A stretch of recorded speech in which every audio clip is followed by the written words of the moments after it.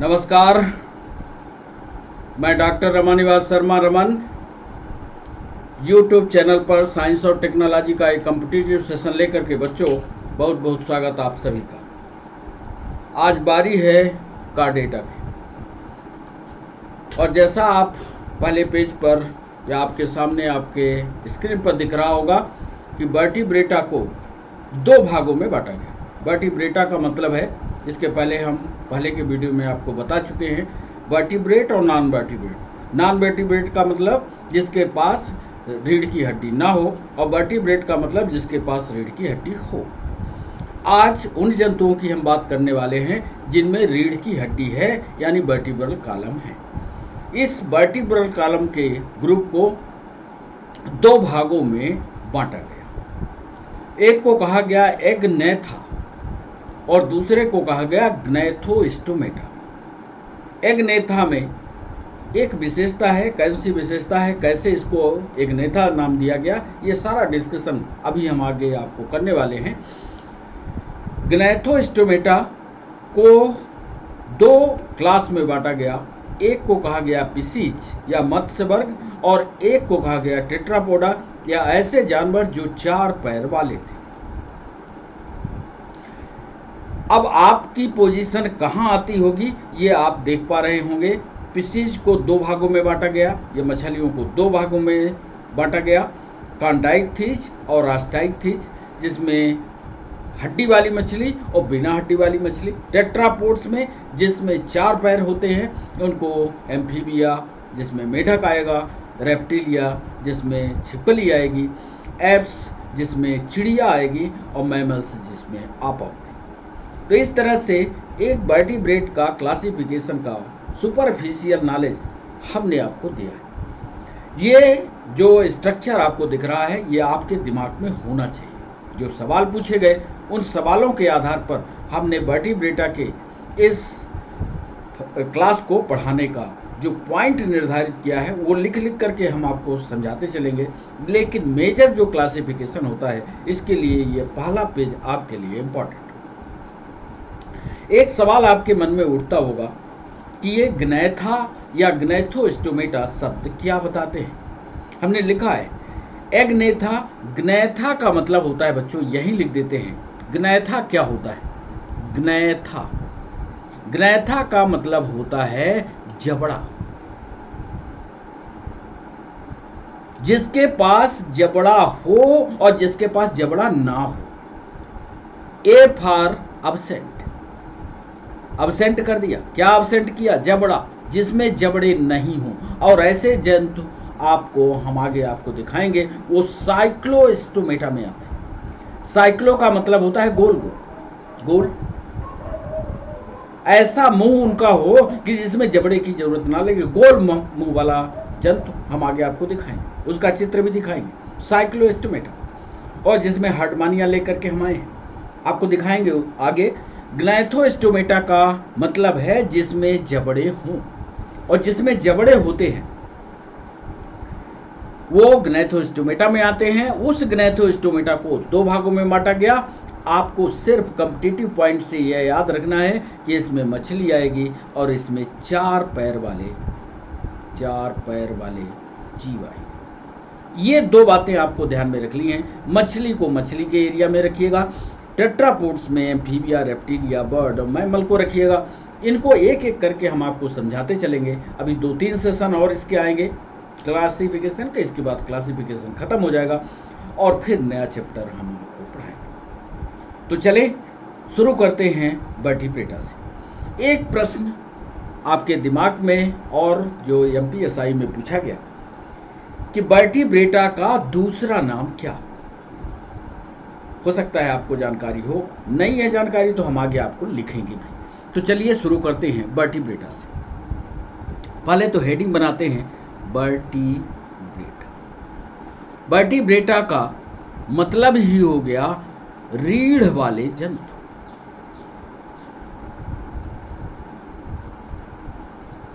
जिनके पास रीढ़ की हड्डी होगी, यानी वर्टिब्रेट। ए वर्टिब्रेट होता या नॉन वर्टिब्रेट होता तो रीढ़ बिना रीढ़ वाले, जिसको हम लोग पहले पढ़ चुके। पोरीफेरा में देखिए, सिलेंट्रेटा में देखिए, मोलस्का में देखिए, इकाइनोडर्मेटा में, उधर कहीं भी रीढ़ की हड्डी नहीं मिली है। तो वर्टिब्रेटा का पहला पॉइंट लिखते हैं और आपको बताते हैं जो एमपीएसआई ने सवाल पूछा था कि वर्टिब्रेटा का दूसरा नाम क्या। याद कर लीजिए, ये उच्च कार्डेटा भी कहलाते हैं। एक नाम तो ये बता दिया, हायर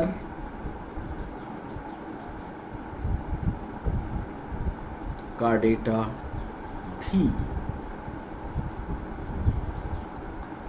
कहलाते हैं। एक पॉइंट सबसे, यदि हायर कार्डेटा की बात करेगा तो समझ लेना वो वर्टिब्रेटा की ही बात कर रहा है, क्योंकि इसके पहले हमने हेमिकार्डेटा भी आपको पढ़ाया। हेमिकार्डेटा पर विस्तार से एक वीडियो हमने पीछे के जस्ट बैक के वीडियो पर डाला है, तो उसको आप ईमानदारी से पढ़िए। पहला पॉइंट लिखा हमने, इन जंतुओं में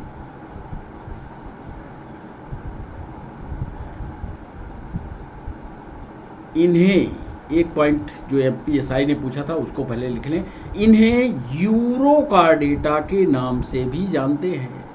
लीजिए, यूरोकार्डेटा के नाम से भी।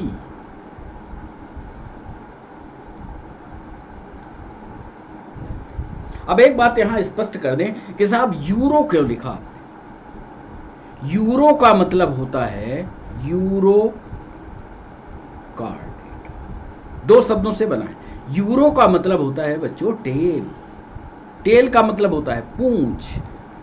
ऐसे जंतु जिसमें पुच्छ वाला हिस्सा हो या पुच्छ वाले हिस्से में वर्टिब्रल कॉलम हो या पुच्छ वाले हिस्से तक वर्टिब्रल कॉलम फैला हो।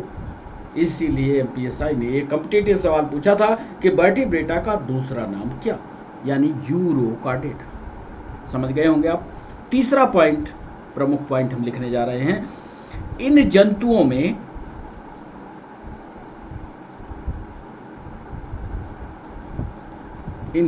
में वर्टिब्रल कॉलम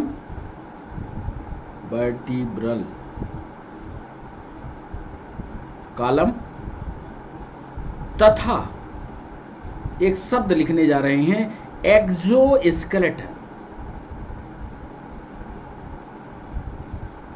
और एक शब्द लिखने जा रहे हैं इसी के साथ एंडोस्केलेटन। यह भी सवाल पूछा गया कि वर्टिब्रेट में एक्सोस्केलेटन होता है कि एंडोस्केलेटन होता है। यदि तथ्य रूप से आप समझोगे तो जंतुओं में जो वर्टिब्रेट में होंगे, यानी हड्डियां जो हैं वो वर्टिब्रल कॉलम होगा, रिब्स होंगी, बोन्स होंगी, तो ये सब क्या होंगे, एंडोस्केलेटन होंगे कि एक्सोस्केलेटन होंगे। एक्सोस्केलेटन में तो हमारे नाखून आते हैं, हमारे हेयर्स आते हैं, ये सब एक्सोस्केलेटन के पार्ट होते हैं। तो इन जंतुओं में चूंकि वर्टिब्रल कॉलम है तो एक्सोस्केलेटन के साथ एंडोस्केलेटन की उपस्थिति भी है। एंडोस्केलेटन पाए जाते हैं, याद कर लीजिए, एक्सोस्केलेटन और एंडोस्केलेटन यहां मिलेगा। आप याद करिए, जब हम इनवर्टिब्रेट पढ़ा रहे थे तो कहीं क्या हमने एंडोस्केलेटन लिखा? नहीं लिखा। तो विशेषता वर्टिब्रेट की होगी कि इसमें एंडोस्केलेटन पाया जाएगा। ये नहीं कह सकते कि एक्सोस्केलेटन नहीं होगा, होगा, क्योंकि बाल हैं वो एक्सोस्केलेटन का पार्ट होंगे, नाखून है एक्सोस्केलेटन का पार्ट होगा।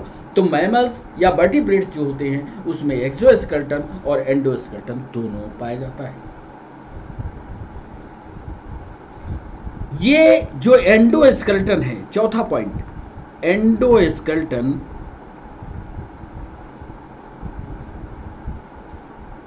किस कार्य में आपकी मदद करता है?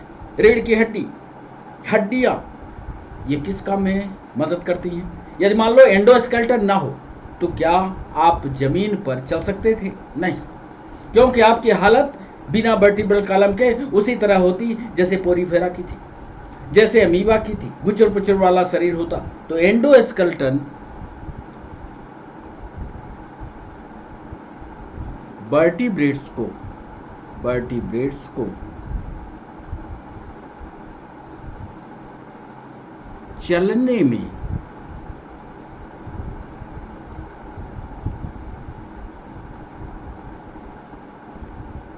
मदद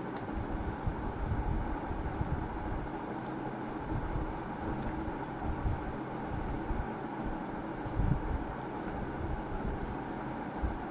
अब ये वर्टिब्रेट के जानवरों को, यदि आपको कोई भी वर्टिब्रेट याद आ रहा हो, यदि सामान्य रूप से आपको सामान्य जंतु नहीं याद आते, तो वर्टिब्रेट में आप अपना उदाहरण, मैमल्स का उदाहरण, हाथी का उदाहरण, बकरी का उदाहरण, गधे का उदाहरण, घोड़े का उदाहरण, इन जानवरों का लीजिए और बताइए कि ये जंतु बायलैटरली सिमेट्रिकल होंगे, द्विपार्श्व सममित होंगे कि नहीं। आपका जवाब यहाँ भी आएगा। ये भी सवाल पूछा गया। वर्टिब्रेट के जो जंतु होते हैं वो बायलैटरली सिमेट्रिकल होते हैं। इसका मतलब द्विपार्श्व सममित होते हैं। अब इसका मतलब आप समझ गए होंगे। बायलैटरली सिमेट्रिकल का यदि बीच से दो बराबर भाग किए जाए तो एक आंख इधर, एक आंख इधर, एक हाथ इधर, एक हाथ इधर, मतलब दो पार्श्व भाग अलग अलग हो जाएंगे। तो बायलैटरली सिमेट्रिकल होना ये वर्टिब्रेट का महत्वपूर्ण लक्षण है। छठवां पॉइंट इसी पेज पर लिख देते हैं। छठवां एक महत्वपूर्ण पॉइंट है कि ये ट्रिप्लोब्लास्टिक होते हैं। ट्रिप्लोब्लास्टिक होते हैं। ट्रिप्लोब्लास्टिक होने का मतलब क्या है कि त्रिस्तरीय रचना दिखाते हैं, मतलब एक्टोडर्म भी होगा, एंडोडर्म भी होगा और मेसोडर्म भी होगा। इस बात को हम पहले के वीडियो में बहुत अच्छी तरह से डिस्कस कर चुके हैं। अब यहाँ बताने वाले नहीं हैं आपको ट्रिप्लोब्लास्टिक संरचना होती क्या है। तो इस बिंदु पर या इस पन्ने पर हमने आपको बताया कि हायर कार्डेट होंगे, इन्हें यूरोकार्डेट के नाम से भी जाना जाएगा। वर्टिब्रल कॉलम उपस्थित होगा जो एंडोस्केलेटन के रूप में होगा, क्योंकि वर्टिब्रल कॉलम को आप एक्सोस्केलेटन नहीं कर सकते। हालांकि वर्टिब्रेट्स में नाखून, बाल की उपस्थिति होगी, इसलिए एक्सोस्केलेटन भी है, एंडोस्केलेटन भी है। एंडोस्केलेटन वर्टिब्रेट्स को चलने में मदद करता है, बायलैटरली सिमेट्रिकल होते हैं तथा ट्रिप्लोब्लास्टिक होते हैं। आइए, इनकी बॉडी, ये भी महत्वपूर्ण पॉइंट, इनका शरीर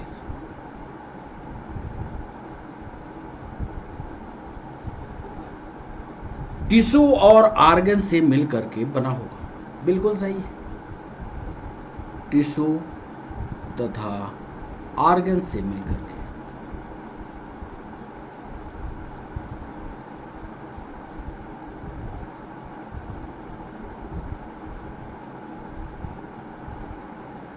अब यहां पर आर्गन सिस्टम पूरी तरह से व्यवस्थित हो जाएगा। एक ये भी लिख लें छठवें पॉइंट में जो वर्टिब्रेट का लक्षण होगा, इसमें पूर्ण विकसित जैविक अंग। वर्टिब्रेट्स में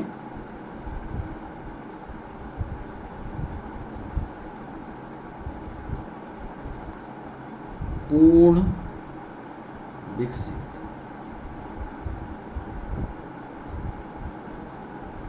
जैविक अंग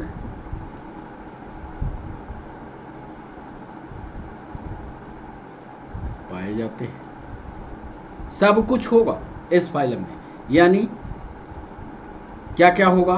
पाचन तंत्र विकसित होगा, डाइजेस्टिव सिस्टम होगा, रिप्रोडक्टिव सिस्टम होगा,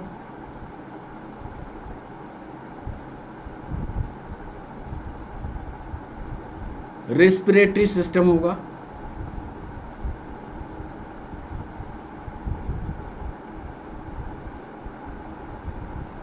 एक्सक्रीटरी सिस्टम होगा। जितने तंत्र होते हैं, सेंसरी सिस्टम होगा, संवेदी अंग तथा नर्वस सिस्टम,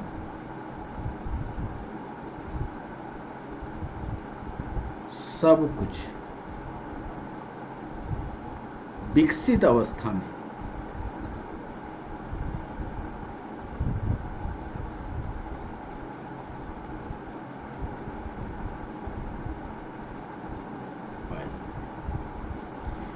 ये याद रखिएगा कि वर्टिब्रेट को में पूर्ण विकसित जैविक अंग होंगे, डाइजेस्टिव सिस्टम होगा, रिप्रोडक्टिव सिस्टम होगा, रेस्पिरेटरी सिस्टम होगा, एक्सक्रीटरी सिस्टम होगा, सेंसरी सिस्टम होगा, नर्वस सिस्टम होगा, और सब ये विकसित अवस्था में पाए जाते। अब इसका उदाहरण लिख लें।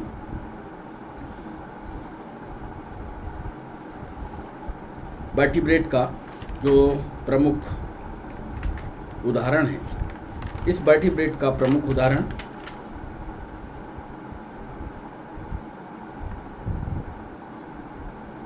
वर्टिब्रेट का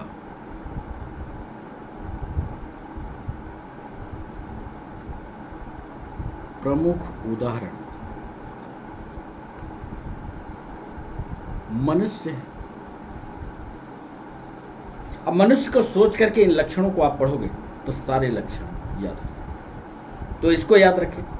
एक दो सवाल ऐसे भी पूछे गए, उसको भी इसी पॉइंट पर हम क्लियर कर दें, फिर इसके बाद आपको बताते हैं। फाइलम जो कार्डेटा था, 8वें पॉइंट पर लिख रहे हैं कि फाइलम कार्डेटा दो प्रमुख उपसंघों में बांटा गया। उपसंघ का मतलब है सब फाइलम।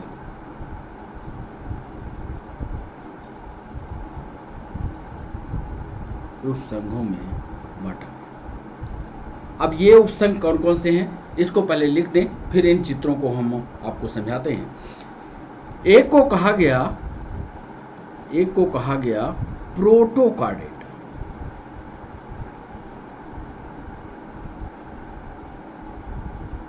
अब प्रोटो का मतलब होगा यहां पर प्रारंभिक।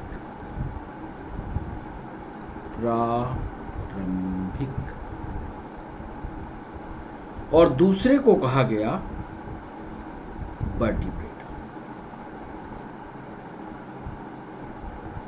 प्रोटोकार्डेटा के बारे में हम थोड़ा सा आपको बताना चाहते हैं कि जो परीक्षा में सवाल प्रोटोकार्डेटा से भी पूछे गए उनके बारे में भी बता दें, क्योंकि वर्टिब्रेटा को तो हमने बता दिया। अभी जब हम क्लास को लाइव कर रहे थे तो प्रोटोकार्डेटा पर भी सवाल पूछे गए, इसलिए हमने जोड़ दिया कि प्रोटोकार्डेटा में क्या आता है। तो प्रोटोकार्डेटा की विशेषता में यहां पर हम लिख रहे हैं, इसको पढ़िएगा कि प्रोटोकार्डेट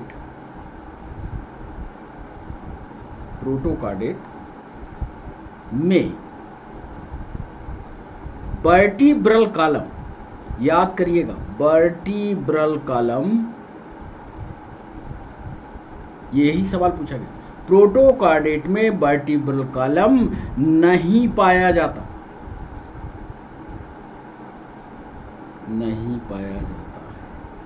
याद करें। प्रोटोकार्डेट में वर्टिब्रल कॉलम नहीं पाया जाता, इसीलिए ये पीएससी मेंस में एक बार लिखवाया है इस प्रश्न को, इसीलिए इनको आकशेरुकी भी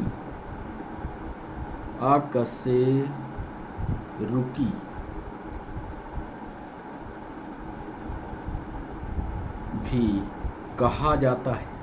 किसको? प्रोटोकार्डेट।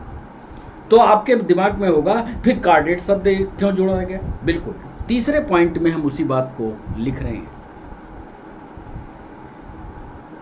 वर्टिब्रल कॉलम या रीढ़ की हड्डी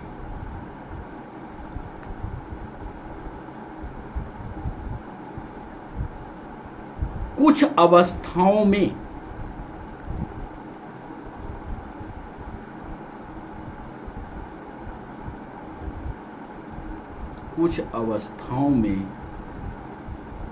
पाई जाती है। इसी कारण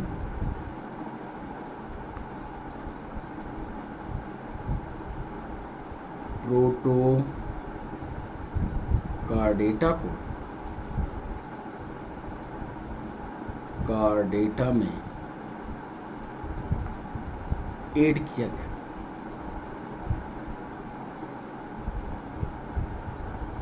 अब आप पूछेंगे कि साहब आप कह रहे हो कि इसमें वर्टिब्रल कॉलम नहीं होता और दूसरी जगह कह रहे हो कि इसमें रीढ़ की हड्डी कुछ न कुछ अवस्था में पाई जाए। देखो, मनुष्य के जीवन काल में पहले वो जन्म लेता है, माँ के पेट में पहुँचता है, माँ के पेट के बाद वो जन्म लेता है, फिर बाल काल उसका गुजरता है, फिर शैशवा काल आता है, फिर वृद्ध होता है, फिर इसके बाद समाप्त होता है। तो ये जो जीवन की अवस्थाएं, ऐसे जंतुओं में आपको याद होगा कि जब अंडा होता है तो अंडा हैच करके वो बाहर आता है तो लार्वा के रूप में होता है। हम यहाँ ये बता रहे हैं कि जीवन की किसी न किसी परिस्थिति में, वो चाहे बाल काल में हो, चाहे टैडपोल की अवस्था में हो, चाहे लार्वा की अवस्था में हो, जीवन की किसी न किसी अवस्था में प्रोटोकार्डेट के जंतुओं में वर्टिब्रल कॉलम की उपस्थिति होती है, इसीलिए इसको कार्डेटा में शामिल किया। इस बात को हमारे आप ध्यान रखिएगा कि प्रोटोकार्डेटा को कार्डेटा में इसलिए शामिल किया गया क्योंकि जीवन की किसी न किसी अवस्था में वर्टिब्रल कॉलम पाया जाता है। चौथा पॉइंट आपको बता दें, चौथा महत्वपूर्ण पॉइंट, ये सभी ऑब्जेक्टिव पूछे गए इसलिए हमने प्रोटोकार्डेटा को भी ऐड करके आपको बताने का फैसला किया। प्रोटोकार्डेट के जंतु बायलैटरली सिमेट्रिकल होते हैं, बायलैटरली सिमेट्रिकल होते हैं।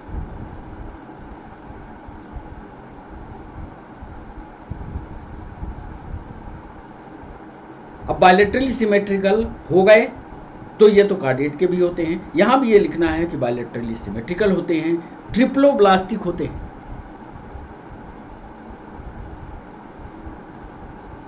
ट्रिप्लोब्लास्टिक होते हैं। फिर वही बात, एक्टोडर्म होगा, एंडोडर्म होगा, मेजोडर्म होगा, ट्रिप्लोब्लास्टिक होते हैं। और एक महत्वपूर्ण पॉइंट ये भी सवाल पूछा गया कि क्या इन जंतुओं में सीलोम होगा, क्या ये जंतु सीलोमेट होते हैं? तो याद कर लीजिएगा, सीलोमेट जंतु का पाया जाना प्रोटोकार्डेटा का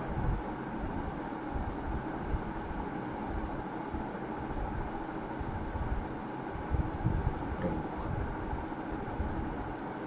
मतलब सीलोम की उपस्थिति होगी। और सीलोम की उपस्थिति होगी तो छोटे छोटे अंगों का विकास भी यही हो जाएगा।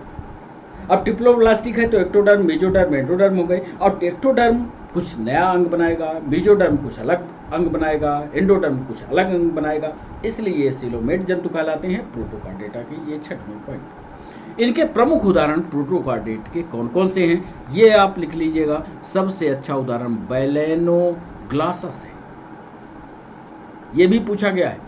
बैलेनोग्लासस किस फाइलम में या किस उपसंघ में आता है? याद कीजिएगा, ये प्रोटोकार्डेटा का सदस्य है, ऐसा कार्डेटा जिसके जीवन में कभी न कभी वर्टिब्रल कॉलम उपस्थित होता है, बैलेनोग्लासस। दूसरा हार्डमानिया, हार्डमानिया, इनके सबके चित्र हम अभी आपको दिखाते हैं। हार्डमानिया, एम्फिऑक्सस, एम्फिऑक्सस इस संघ के, संघ बल्कि उपसंघ के प्रमुख उदाहरण। कायदे से हमको इस वाले प्रोटोकार्डेटा को पहले बता देना चाहिए और फिर इसके बाद यूरोकार्डेटा बताना चाहिए, पर चूंकि हमने बाद में देखा कि प्रोटोकार्डेटा पर भी सवाल है, इसलिए हमने प्रोटोकार्डेट को एक्स्ट्रा में जोड़ करके आपको बता दिया कि बायलैटरल सिमेट्रिकल होते हैं, ट्रिप्लोब्लास्टिक होते हैं, सीलोमेट जंतु का पाया जाना प्रोटोकार्डेटा का प्रमुख लक्षण है, बैलेनोग्लासस, हार्डमानिया, एम्फिऑक्सस इस संघ के प्रमुख उदाहरण। आइए पहले हार्डमानिया को देखते हैं। ये जो चित्र आप देख रहे हैं स्क्रीन पर, ये हार्डमानिया। अब ये हार्डमानिया की जो पोजीशन होती है, ये एग नेथा में आती है। एग नेथा, एग नेथा का मतलब जिसमें जबड़े नहीं होते, नहीं होते। तो इसका फिर माउथ कैसा होगा? तो ये गोल गोल इसमें जो एरिया आपको दिख रही है, ये वाली एरिया, यही तो गोल माउथ की उपस्थिति यही कहलाती है साइक्लोस्टोमेटा।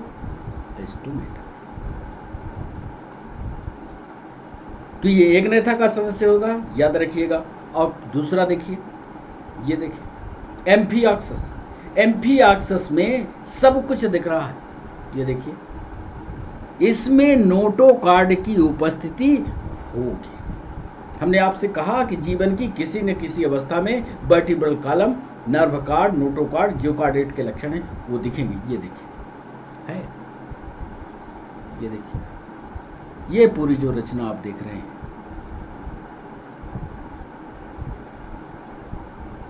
तो एम्फीऑक्सस हो गया। इसके पहले हमने आपको बताया इधर वर्टिब्रेट के कि उच्च कार्डेटा वाले होंगे, यूरोकार्डेटा के नाम से जाना जाएगा, वर्टिब्रल कॉलम होगा, एंडोस्केलेटन के रूप में दिखाई देंगे। तो इनको विस्तार से इस लाइन में आप देख लीजिए, ये रहे वर्टिब्रेट। वर्टिब्रेट में सबसे अच्छा उदाहरण, जैसे उसमें आपने देखा जब हमने पहले पन्ने में क्लासिफिकेशन दिखाया था आपको, तो आप थोड़ा सा ऊपर आइए, ये वर्टिब्रेट में बिना जबड़े वाला एक दिखा दिया आपको, यहाँ दिखा रहे हैं साइक्लोस्टोमेटा वाले में। हार्डमानिया दिखाया, हार्डमानिया। अब जब हम जबड़े वाले की ओर चलते हैं तो दो पार्ट उसके कर लिया, एक पैर वाले और एक फिंस वाले। तो अब फिंस वाले की बारी है। फिंस वाले में मछली सबसे अच्छा उदाहरण। पक्का है कि इसमें वर्टिब्रेट है, तो वर्टिब्रेट है तो इसमें रीढ़ की हड्डी होगी ही होगी। उसी रीढ़ की हड्डी को यहाँ पर आप देखिए, ये मछली, ये देखिए, मछली के इंटरनल स्ट्रक्चर में सब कुछ हमने दिखाते हुए, और वर्टिब्रल कॉलम को भी देखिए जरा, स्पाइनल कार्ड कहाँ से कहाँ जा रहा है, देख रहे हैं? ये यहाँ से शुरू हुआ, ये देखिए पीला वाला जो एरिया देख रहे हैं आप, ये जो रचना आप देख रहे हो, ये स्पाइनल कार्ड। इसी के साथ इसका नर्व कार्ड भी लगा होगा, इसी पर ये नर्व कार्ड भी लगता है। ये कार्डेट की पहचान है। इसके अलावा इसमें फुट या पैर या लिम्स का विकास फिंस के रूप में है, इसलिए इनको टेट्रापोड से या मछली के रूप में अलग से बनाया गया, टेट्रापोड से अलग किया। बाकी इसकी पूरी संरचना को जब कभी हम फिश आपको पढ़ाएंगे तो सब कुछ ये बताएंगे, कैसे इसका ब्रेन काम करता है, कैसे ये मसल्स काम करती हैं, कैसे इसका डाइजेस्टिव सिस्टम। अब देख ले, ये जो स्पाइनल कार्ड और नर्व कार्ड लगे हुए हैं, देख रहे हो, ये स्पाइनल कार्ड से ये मसल्स जुड़ी हुई हैं। इन्हीं मसल्स के कारण ये मछली जो है गति कर पाती है। हमने क्या बताया था कि वर्टिब्रल कॉलम की उपस्थिति हमें एक निश्चित गति देती है, तो ये मछली।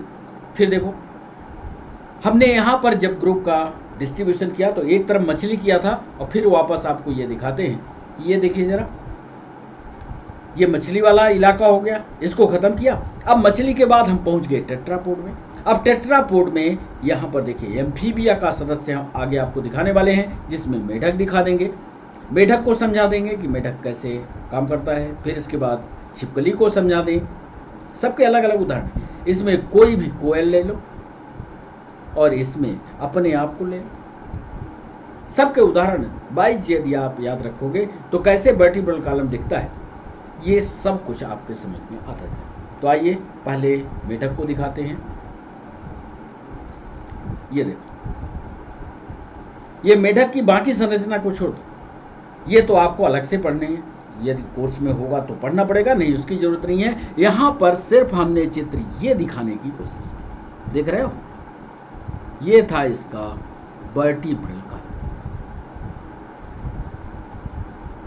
और यही वर्टिब्रल कॉलम इसको कार्डेटा में शामिल करता है, इसीलिए कार्डेटा का सदस्य। और कार्डेटा का इसलिए सदस्य दूसरे टेट्रापोड का हिस्सा होगा क्योंकि इसके पास एक पैर, दो पैर, तीन पैर, ये चार पैर। टेट्रा का मतलब होता है चार, पोड का मतलब होता है पैर। ऐसे जीव जिनमें चार पैर पाए जाए वो टेट्रापोड कहलाते हैं। तो मेढक उसमें आएगा। अब अगला देखिए स्नेक। बहुत बच्चों से हमने सवाल पूछा कि स्नेक किस में आता है। साहब ने करीब करीब यही कहा, साहब ये तो एनिलिडा केचुआ के साथ हो। नहीं, गलत, क्योंकि इसमें वर्टिब्रल कॉलम है। ध्यान से देखो, ये जो मोटा मोटा एरिया दिख रहे हो, ये ऊपर, ये जो एरिया ऊपर ऊपर दिख रहा है मोटा सा, ये हिस्सा जो है ये वर्टिब्रल और जिसमें वर्टिब्रल कॉलम होगा, जिसमें रीढ़ की हड्डी हो गई, पक्का है कि वो कार्डेटा का ही सदस्य होगा। इसलिए कभी भी आप मेढक को इसको स्नेक को नॉन वर्टिब्रेट मत कहिए। इसके पास रीढ़ की हड्डी होती, रीढ़ की हड्डी की उपस्थिति इसको कार्डेटा में या वर्टिब्रेटा में रखती है। ये उदाहरण आपको बता दिया। मनुष्य को देख लीजिए, आप अपने आप को देखिए, पीछे देखिए, ये रीढ़ की हड्डी देख रहे हो, और ये रीढ़ की हड्डी और रीढ़ की हड्डी का जो इंडप होता है वो लास्ट में इस तरह की, यही पहले, इसके पहले जब हम लोग जंगल में रहते थे तो यहीं से ये पूंछ निकल जाती है। अब ये पूंछ वाला उपयोग नहीं रहा और पूंछ समाप्त हो गई, तो इतना ये रेसिडुअल पार्ट दिखाई देता है। तो ये टेल वाला हिस्सा यहाँ। बाकी इस वर्टिब्रल कॉलम में अलग अलग पार्ट होंगे। सर्विकल यानी गर्दन वाला भाग, गर्दन वाला, इसको आगे हम आपको पढ़ाएंगे विस्तार से। ये सीने वाला भाग या छाती वाला भाग इसको कह सकते हैं, छाती वाला भाग। और ये कमर वाला। इसी के आधार पर स्केलेटल सिस्टम आपको अच्छी तरह से समझना है। तो ये सारे उदाहरण दिखा करके हमने आपके पूरे क्लासिफिकेशन को यहाँ से समझा दिया। आप फिर से एक बार वापस आइए और देखिए टेट्रापोड्स को, जिनमें लिम्स पाए जाते हैं, उसमें एम्फीबिया है, रेप्टिलिया है, बर्ड्स हैं और मैमल्स हैं। चारों के उदाहरण दिखा करके क्यों ये वर्टिब्रेट में आएंगे, क्यों वर्टिब्रेट का हिस्सा बनेंगे, क्योंकि इनके पास रीढ़ की हड्डी है, ये दिखा दिया। तो ये बताने के बाद अब समय हो चुका है एमसीक्यू सेशन का।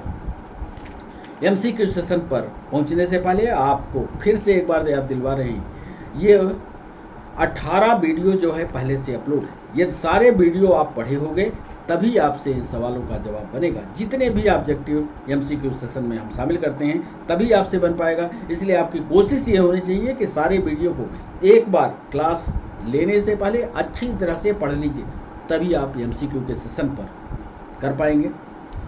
तो आइए एमसीक्यू सेशन पर चलते हैं और पहला सवाल आपको देते हैं। पहला सवाल दिया क्वेश्चन नंबर 1,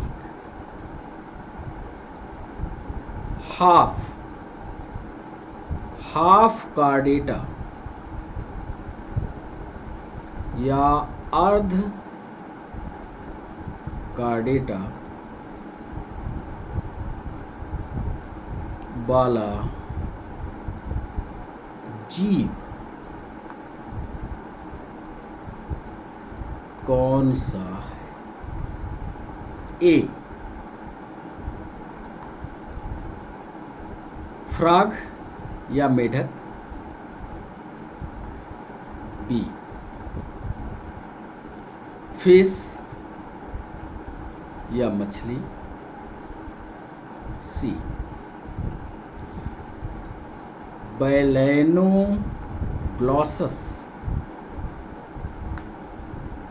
और डी बॉल लिजार्ड। इसको बैलेनोग्लॉसस ही कहते हैं और इसको छिपकली के नाम से आप जानते हैं। इसमें से एक ही उत्तर सही है। जो उत्तर सही हो इसको आप टिक करिएगा। जब हम 5 सवाल आपसे पूछ लेंगे तब इसका सही उत्तर बताएंगे।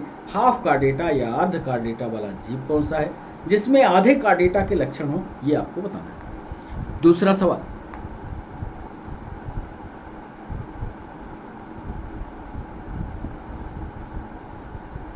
फाइलम कार्डेटा की स्थापना का श्रेय किस वैज्ञानिक को दिया जाता है? ए बेल्फोर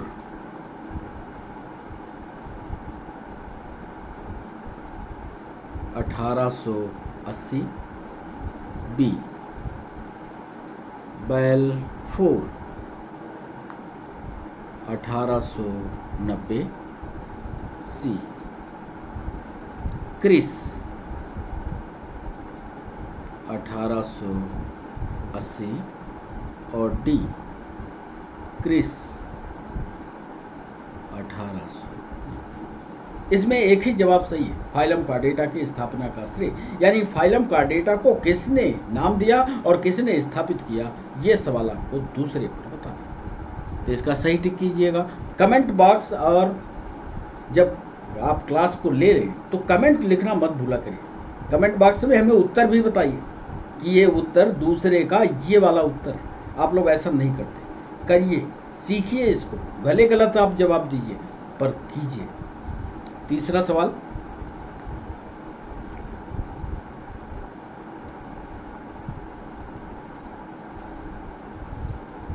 एक जंतु अभी हमने आपको दिखाया, उसका नाम था हार्डमानिया। हार्डमानिया जंतु किस प्रकार का है?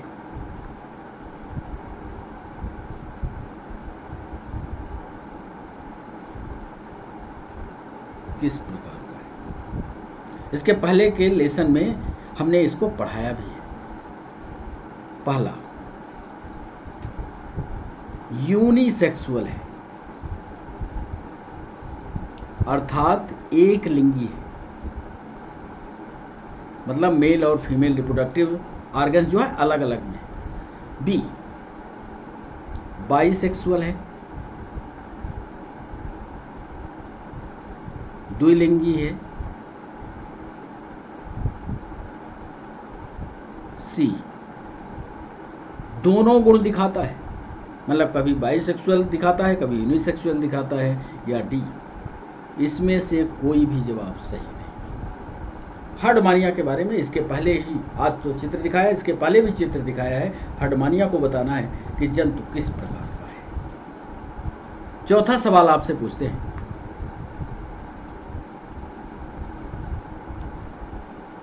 पेशीय पैर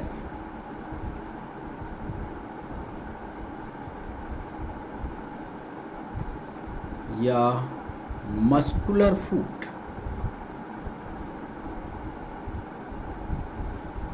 किस फाइलम की विशेषता है?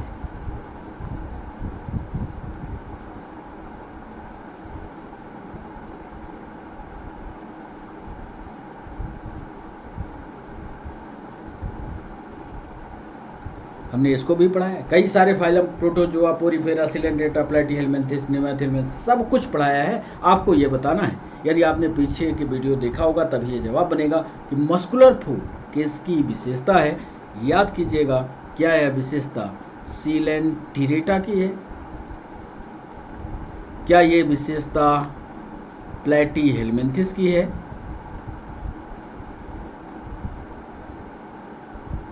क्या यह विशेषता मोलस्का की है? और क्या यह विशेषता प्रोटोजोआ की है? पेशीय पैर, मस्कुलर फुट, और हमने उदाहरण देते हुए समझाया था। यदि आपने पिछला लेक्चर देखा होगा तो नदी नालों का उदाहरण देते हुए हमने इसको समझाया। और पांचवा और अंतिम सवाल आज के सेशन का, क्वेश्चन 5, पृष्ठ तंत्रिका रज्जु या डार्सल ट्यूबुलर नर्व कार्ड किस फाइलम की? डार्सल ट्यूबुलर नर्व कार्ड का पाया जाना किस फाइलम की विशेषता है? ध्यान से इसका उत्तर करिएगा। यूरोकार्डेटा ये दोनों में MPSI में भी पूछा है, PNST में भी पूछा है। यूरोकार्डेटम बी, प्रोटोकार्डेटम सी, बोथ और डी। 5 ऑप्शन है, यूरोकार्डेटा, प्रोटोकार्डेटा, बोथ या नन। ये 5 सवालों का जवाब करिएगा। उसके पहले हम आपको इनके उत्तर बता दें। पहले सवाल पर हम आते हैं। तो पहले सवाल का हाफ कार्डेटा वाला जीव कौन सा है? तो याद कीजिएगा, इसमें हमने आपको पढ़ाया है जिसमें आधे लक्षण हो, उसका उदाहरण है बेलनोग्लासस। दूसरे सवाल पर आते हैं। तो फाइलम कार्डेटा के स्थापना का श्रेय किस वैज्ञानिक को है? तो इसको भी हमने पढ़ाया है। ये बाल्फर नामक वैज्ञानिक 1880 में इस कार्डेटा को नाम दिया और कार्डेटा को स्थापित किया। तीसरे का हार्डमानिया जंतु किस प्रकार का है? ये हमेशा हार्डमानिया या कार्डेट में जब हम शुरुआत में पहुंचते हैं तो ये हमेशा एक लिंगी होते हैं, यूनिसेक्सुअल होते हैं, ये याद रखिएगा। चौथा सवाल हमने पूछा मस्कुलर फूट किस फाइलम की विशेषता है? आप नदी तालाब में जाइए, एक घोंघा को पकड़िए, उसको आप छूने की कोशिश करते हैं, वो पैर अंदर कर लेता है, जैसे आप उससे हटते हैं फिर चलने लगता है। तो ये विशेषता जो है वो कोमल शरीर वाले जंतु मोलस्का की है। और अंतिम सवाल जो हमने पूछा कि डार्सल ट्यूबुलर नर्वकार्ड का पाया जाना किस फाइलम की विशेषता है? तो याद करिएगा, अभी हमने बताया है कि ये डार्सल ट्यूबुलर नर्वकार्ड, नोटोकार्ड और फेरेंजियल ग्लिसलेट के साथ टेल की उपस्थिति ये कार्डेटा का अच्छा 4 प्रमुख लक्षण हैं। ये पहले के वीडियो को यदि आप पढ़ेंगे तो उसमें पूरी जानकारी है। और ये लक्षण यूरोकार्डेटा या वर्टिब्रेटा का लक्षण है। तो ये 5 सवाल थे। 5 सवालों को आप चेक कीजिएगा कितने सवालों को आपने सही किया।